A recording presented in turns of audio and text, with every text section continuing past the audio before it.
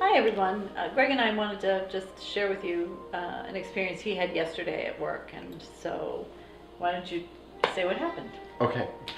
This is something that's gonna happen to everybody. It's happened to me. Yeah, it's the work lunch.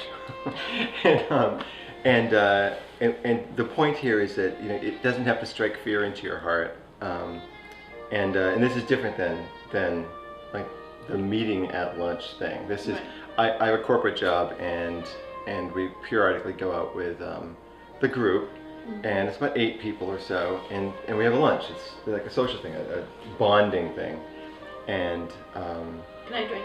yeah, you can drink, and usually it's pretty good, but as the vegan in the group, I usually have to find out where we go and look at the menu, and this time was worse than many of them, where there was a salad, and and it really pissed me off, and so you can attest to this. I'm like, before we go, I'm saying, these fuckers, and this damn lunch, and I'm not getting fries this time, because fries, And like, I'm telling him, like, I agree with you. It's horrible. You're being disrespected. I said, Yeah. bring takeout. No, order takeout and have it delivered to the restaurant. Right, So right. you can Like, open have up like my- a vegan meal, or after the meeting say, I'm going to lunch now, and then expense whatever you get. right, So, right, and all that stuff was, and there's a lot of anger. so there's a lot of anger, and that was the thing, that then I had this point where I thought, wait a second, all this like negative energy, I'm getting her upset, you're like, and we're trading Feeling very sad these nasty and defensive for you. texts back and forth, and I thought, no, I need to go to a different place here. I need to find a constructive way to handle this, and this goes back to conversations that we've had and podcasts and things that we've listened to.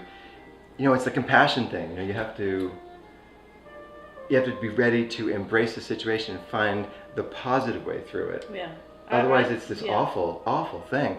And I was ready for the awful, awful thing. Well, yes, if you don't change your focus, you're gonna have a sense That's of it. deprivation and awkwardness. The whole and, thing. and it feels gross. The people who care about you feel gross.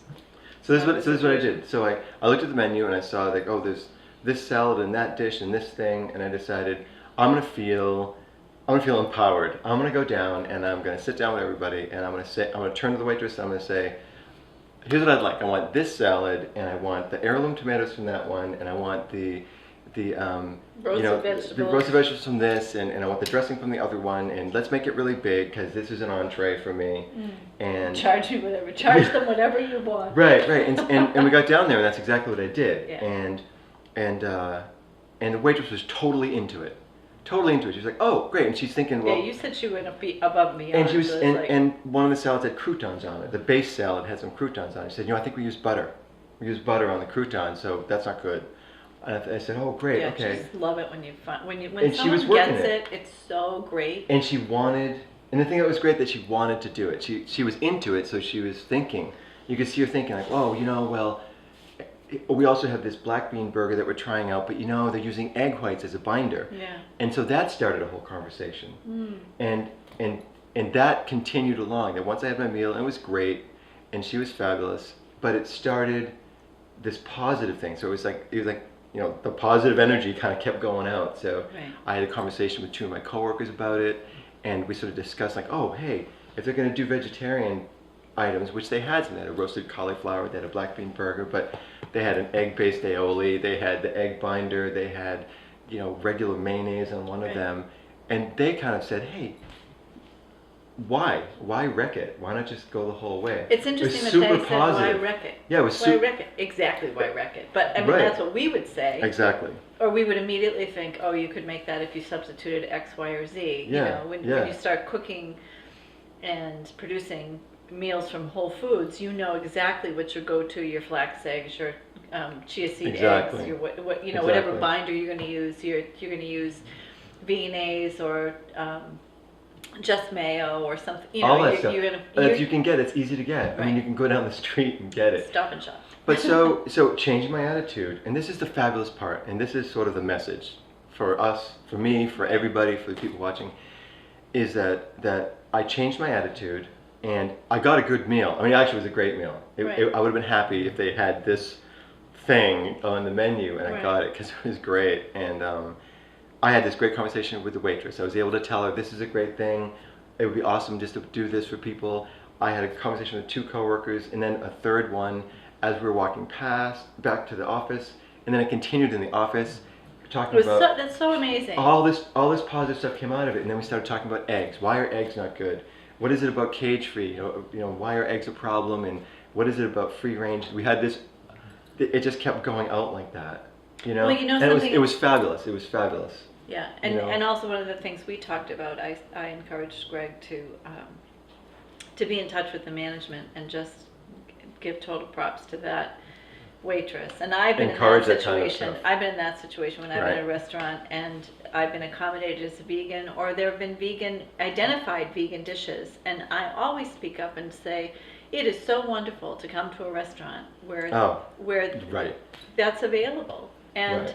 the more we speak out and the more we say thank you for that and the more we express that it's a value to us and we want to be accommodated, the more the market will respond. So I think that, Absolutely. and I love that it turned out the way it did, and I'm really proud of you for just turning it around, because it is Wow. tough when you are hungry and you're in a situation when the people around you Vegan hangry. vegan hangry, but no, when everybody around you is just They're digging in. they're and it's digging easy. in, and the person who organized the lunch knows you're a vegan. It is so easy to be like, "Are you kidding me? Are you kidding me? Right. What was I going Right. to eat? The bread in the basket, maybe, if it didn't have."